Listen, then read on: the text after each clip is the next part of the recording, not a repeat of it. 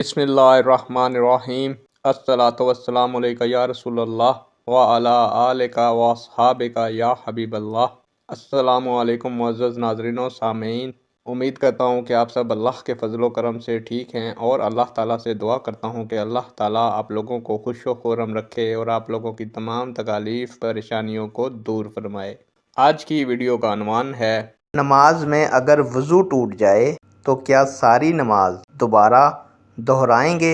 उम्मीद करूँगा कि ये मालूमात आपके इल्म में इजाफ़ा फरमाएगी और आप इस वीडियो को शेयर करेंगे, चैनल को सब्सक्राइब करेंगे ताकि दूसरे लोग भी इस मालूमात से मुस्तफ़ीद हो सकें। बढ़ते हैं वीडियो की जानिब। प्यारे दोस्तों, नमाज में अगर वज़ू टूट जाए तो सारी नमाज ना दोहराई जाए, बल्कि जिस रकत में वज़ू टूटा हो तो वज़ू करके उसी से शुरू करके नमाज मुकम्मल करें।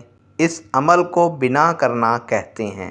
अलबत्ता नमाज दोहराना ज़्यादा अफजल है।